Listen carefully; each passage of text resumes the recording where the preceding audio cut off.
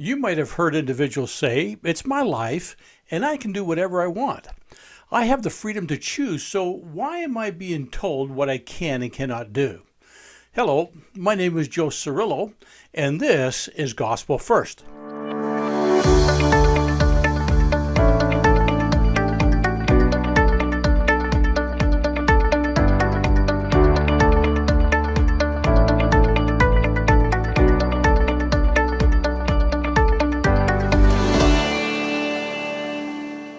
When people make statements about agency, they often misunderstand its meaning and why it has been given to us. Agency refers to the ability and privilege granted by God for individuals to make choices and take actions for themselves. When we succumb to Satan's temptations, we end up limiting our choices or our options. To illustrate this, let's just imagine that you're skiing in the mountains and you come across a sign that's warning you of danger for an avalanche. Initially, you might think that the sign restricts your freedom, but does it really? You still have several alternatives available to you. You can ski in a different area, return home, or even ignore the warning and continue skiing in that hazardous spot. However, if an avalanche does occur and you find yourself caught in it, your options become severely restricted. You may be fortunate enough to escape unharmed, but you also run the risk of losing your life. Therefore, it's important to realize that certain limitations, such as the warning sign, actually offer us more choices and opportunities for safety. Now, in order to understand and experience agency, there are 4 essential pillars that must be present. They are often referred to as the 4 pillars of agency. These pillars encompass law, knowledge of good and evil, opposition, and the power to choose.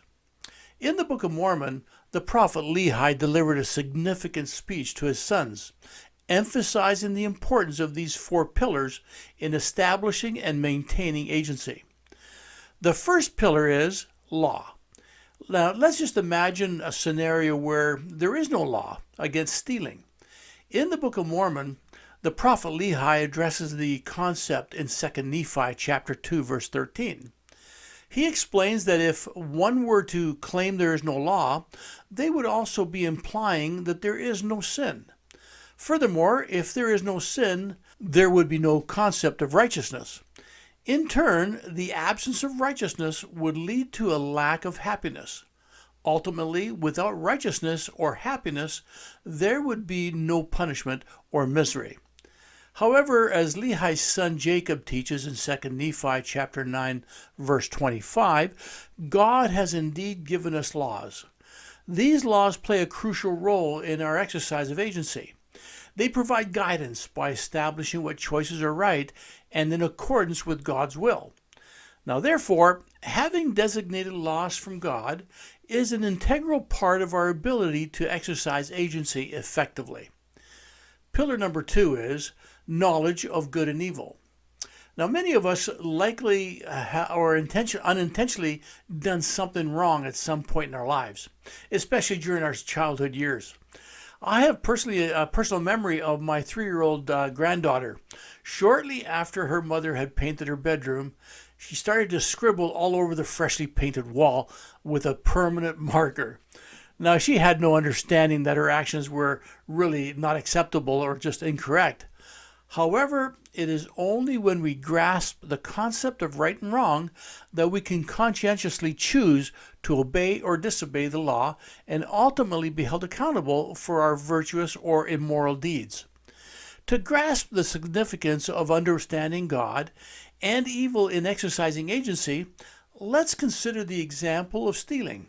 Although God has established a law that states don't steal, without awareness of the law, we would struggle to make the right decision. Therefore, comprehending the distinction between right and wrong is essential in effectively utilizing our agency.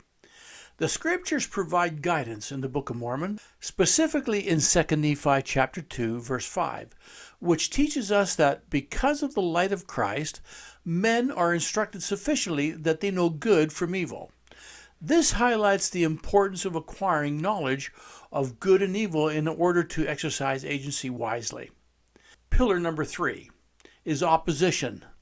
Now let's consider a scenario where we present you with a choice. You can steal either a candy bar or a soft drink, or even both if you desire to.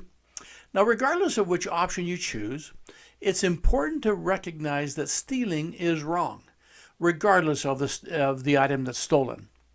Opposing choices play a vital role in the exercise of our agency. Without these opposing options, it would be difficult to truly exercise our free will.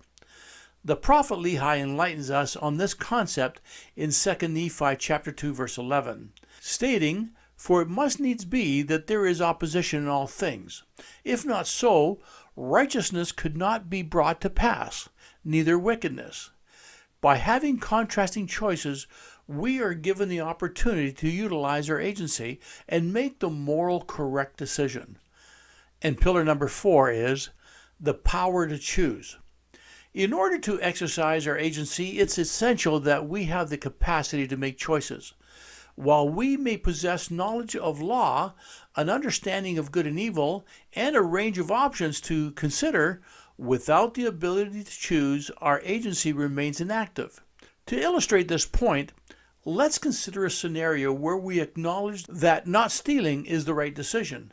However, due to circumstances beyond our control, we find ourselves in a situation where we have no choice but to steal.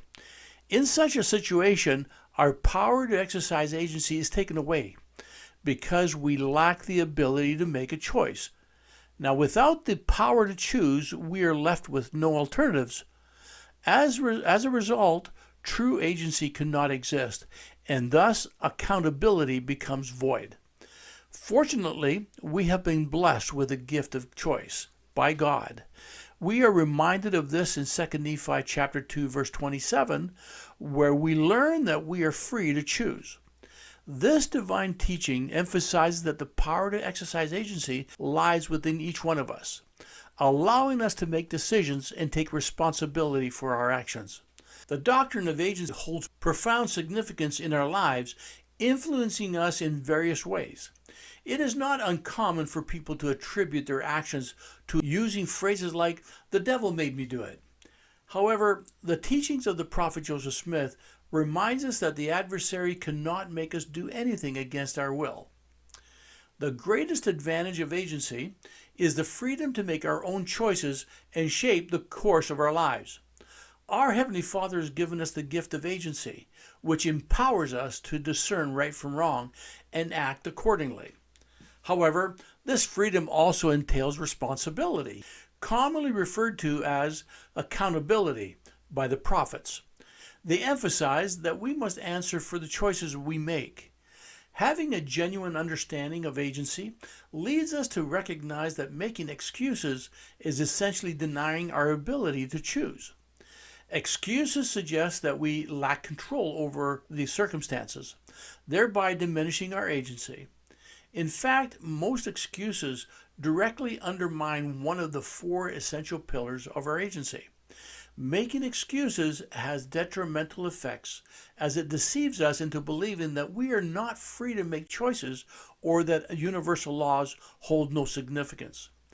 Conversely, assuming responsibility for our actions empowers us to assert control over our lives. By accepting responsibility, we gain the authority to direct our course of our lives.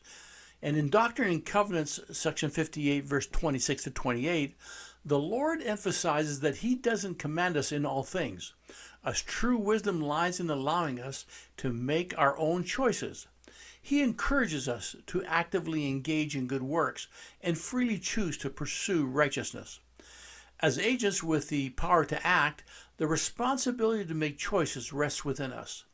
When we strive to do good, we can have confidence that our efforts will be rewarded. It is vital to recognize that God has granted us the gift of freedom to exercise our agency. As stated in 2 Nephi chapter 2 verse 14, we possess the ability to take deliberate action rather than passively accepting the consequences of our circumstances. Once we acknowledge our accountability for the choices that we make, we gain control over the trajectory of our lives.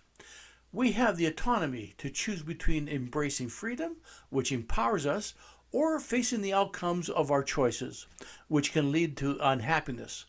Ultimately, the decision of how we want to live our lives lies squarely in our own hands. In conclusion, I'd like to make one final point about the concept of agency.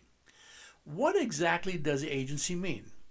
Well, in life, you often see movie stars or singers or different artists working with agents. These agents are responsible for carrying out the wishes and goals of the movie star or singer. Similarly, because we made the choice to follow Jesus Christ in the pre-existence, we now act as his representatives here on earth. Our agency, or our ability to make choices, should align with his will, and we should strive to represent him effectively. In essence, we become his agents on earth, just like those who assist movie stars or singers in achieving their objectives. Now, we have successfully completed Lesson 2 in this section of Act 2. In the upcoming lesson, we will dive into the profound subject of the atonement of Jesus Christ, which is universally recognized as God's most extraordinary gift. Now, I hope you've enjoyed this episode of Gospel First Lesson and have found it inspiring. For more insights on God's plan of happiness for you, you can visit our website at gospelfirst.net. Now, I'd love to hear from you, so please leave your questions or comments in the comments section of this video. Also, you can help me spread the good news of the gospel of Jesus Christ by hitting the like, subscribe, and share button. Together, we can make a difference. So until next time, God bless.